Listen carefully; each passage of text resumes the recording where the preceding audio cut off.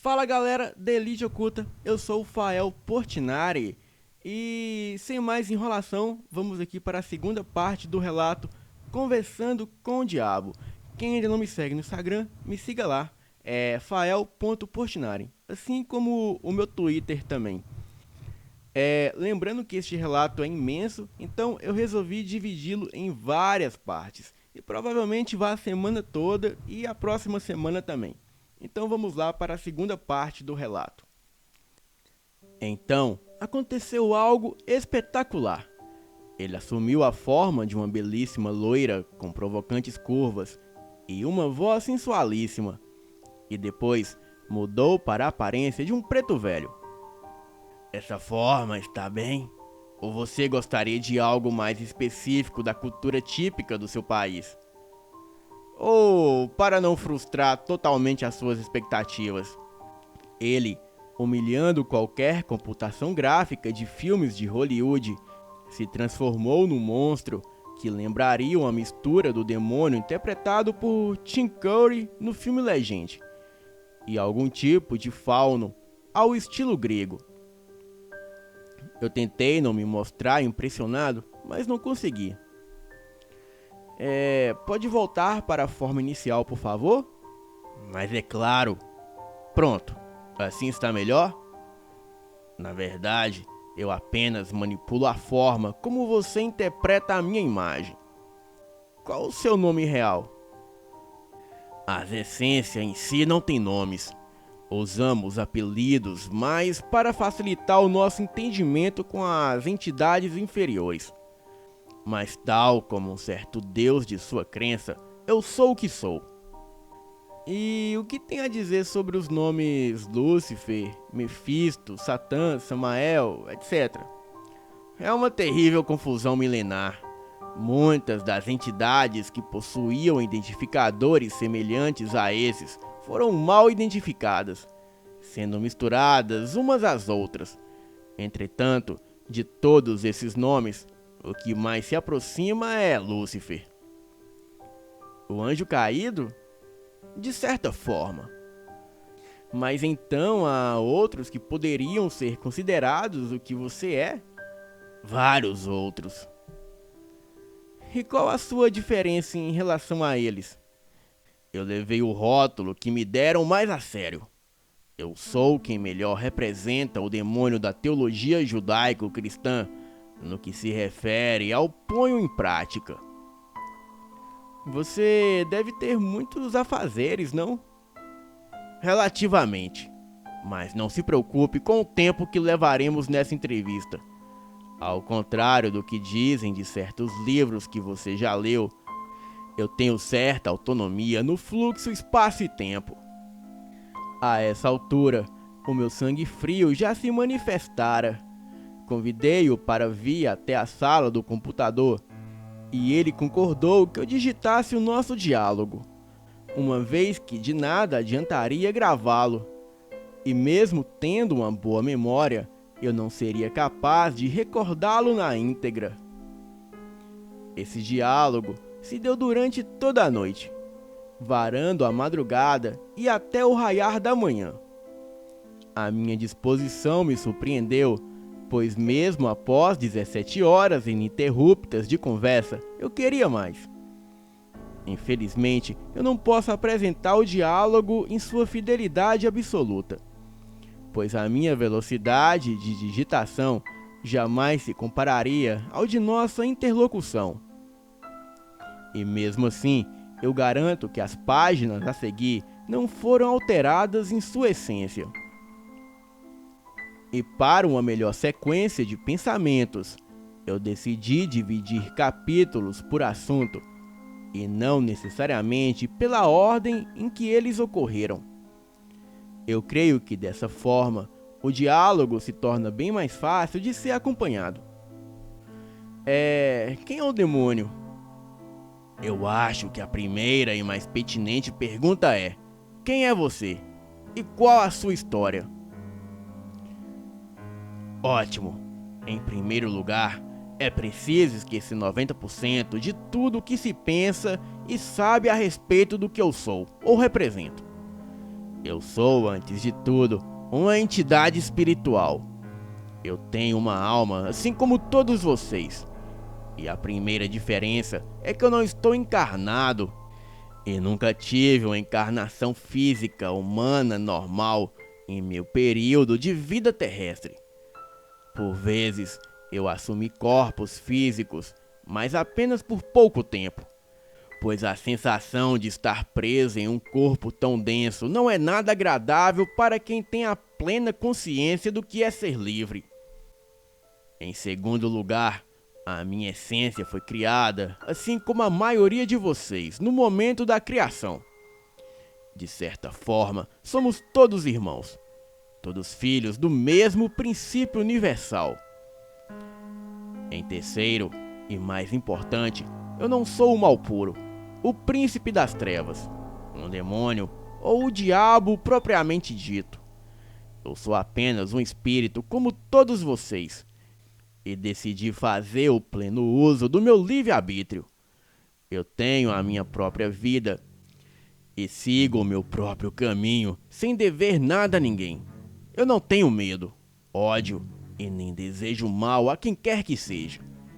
Mas diferente do que todos pensam, eu estou disposto a ajudar todos aqueles que quiserem ser como eu, totalmente livres. Paradoxalmente, há um outro ponto de vista.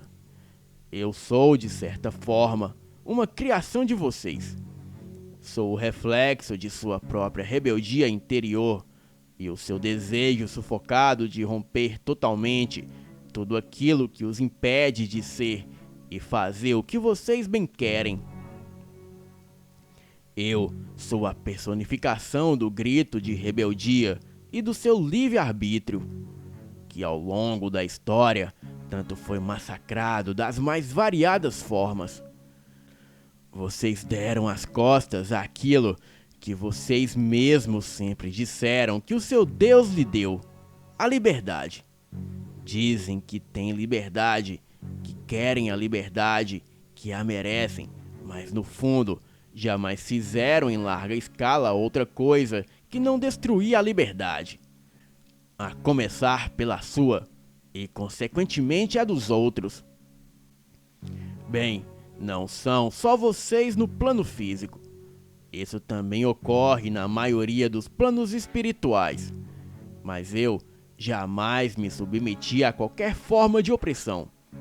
Eu sempre tive vontade e força para não me deixar dominar. Ir aonde quiser e fazer o que achar melhor. E por isso eu sempre fui temido e odiado porque eu sou livre. E dessa forma sempre me julgaram perigoso. Bem, de fato, não é muito diferente do que eu ou a maioria das pessoas esperaria ouvir. Evidentemente, os religiosos dirão que tudo são mentiras ou distorções, e que usa promessas de liberdade para seduzir os seres humanos. Pessoalmente, eu não faço qualquer julgamento. Mas o que você diria a mais para aqueles que, mesmo após tudo o que disse, não mudariam nada a própria opinião radical e negativa ao seu respeito? Absolutamente nada. Eu não devo nenhuma explicação a qualquer um. Quem quiser me ouvir, que ouça. Se não quiser, tape os ouvidos. Quem quiser acreditar em mim, que acredite. Ou continue acreditando na opinião miserável da maioria, que jamais foi muito mais que um bando de animais. Não estou nem um pouco preocupado com a opinião de ovelhas brancas. Me interessam mais as ovelhas negras, aquelas que são livres. Bem, vamos então voltar ao princípio de tudo, como tudo começou. Eu não voltarei mais do que o necessário. A minha vida neste planeta. O nosso universo começou, como a maioria pôde intuir, através de um momento de súbita expansão. Bem, mas não devemos entrar neste detalhe, porque eu mesmo não posso dizer muita coisa. E também não me pergunte nada sobre outros planetas, porque embora eu saiba que só esta galáxia possui milhares de civilizações inteligentes, eu pouco sei sobre elas e por enquanto não me interessam. Vamos voltar ao início. De novo? Vamos voltar ao início da atual civilização humana neste planeta. Também não pretendo entrar em detalhes sobre as civilizações anteriores. Bem, poderia pelo menos dizer alguma coisa a respeito se houveram Atlântida e Lemúria? Atlântida, Lemúria, Hipérbórea, Rai Brasil, Ramayana, etc. São só nomes. Agora que houveram civilizações anteriores a essas, sim, existiram. Eram muito diferentes? Em alguns sentidos. Atingiram níveis técnicos e espirituais mais avançados. Sim, algumas atingiram. E isso é tudo que direi. Eu posso dizer que a minha história começou numa esfera espiritual que estava mais associada à Mesopotâmia e África. Mas isso não me restringe a esses lugares, pois também estive presente em muitas outras culturas. Naquela época, há cerca de 200 mil anos atrás, éramos responsáveis por dirigir o desenvolvimento espiritual das novas raças que habitavam o local. Éramos, como lembram algumas mitologias, anjos que trabalhavam para o desenvolvimento de um plano superior. O Homo sapiens locais já estavam em plenas condições de receber essências mais evoluídas para a encarnação. O nosso líder, entretanto, tinha um plano que enfrentou muita oposição. Ele queria guiar o desenvolvimento dessa raça. De forma muito rígida, sob forte doutrinação. E seria uma manipulação direta, que inclusive permitia contato entre os viventes encarnados e os dirigentes do plano físico. E eu sempre fui contra isso. Essas pessoas jamais teriam liberdade de escolha e direito de experimentar outras opções de desenvolvimento. Não teriam o direito de olhar para o outro lado. A discussão entre conceder-lhes liberdade ou obediência dividiu a nossa esfera espiritual. Até que num dado momento, eu e alguns dos meus partidários decidimos agir diretamente e encorajamos os primeiros Homo sapiens a fazer o uso da sua própria vontade acima de tudo. E após milênios de distorções, más traduções, péssimas interpretações e alterações deliberadas com objetivos egoístas, essa história chegou até você na forma do ridículo mito de Adão e Eva e o fruto proibido. E o seu líder então, era Deus? Bem, está mesmo na hora de falar sobre Deus.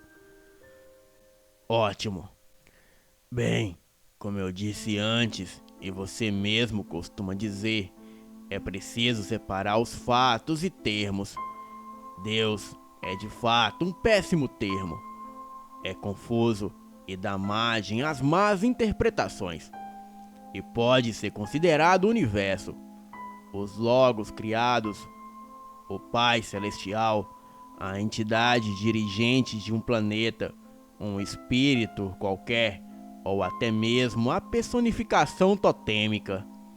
Então, vamos por parte. O universo é autoconsciente, ou dirigido diretamente por uma superconsciência que a tudo controla. E eu não sei exatamente qual é o seu propósito maior, porque isso está acima da minha compreensão. Mas sei que este universo não possui qualquer tipo de sentimento ou qualidade humana. Nada que poderíamos identificar. Ele é absolutamente mecânico e em nada é afetado de acordo com as ações dos seres que nele vivem. E não importa o seu nível de poder e influência, pois o universo é inabalável. E abaixo dessa hiperconsciência Existem diversas classes de entidades nos mais variáveis estágios evolucionários. Tais entidades dirigem setores do universo de acordo com as suas próprias convicções, e não importam o quão dirigentes sejam para o universo, isso é irrelevante, pois, como eu já disse, nada que fizerem, nem mesmo Deus com a capacidade para destruir estrelas como civilizações inteiras, nem mesmo ele será capaz de afetar o plano maior universal.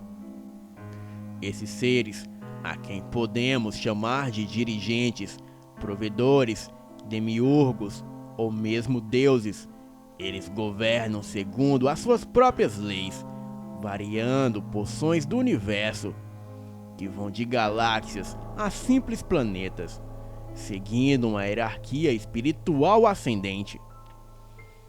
O Deus único que a maioria dos ocidentais acredita, judeus, cristãos e muçulmanos, de fato, possui um representante real, um Deus planetário, com influências restritas apenas a parte desse nosso planeta.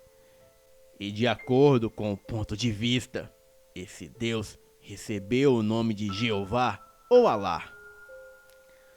Bem, galera, essa é a segunda parte do relato Conversando com o Diabo. Lembrando que amanhã temos a terceira parte ao meio-dia aqui no canal Elite Oculta.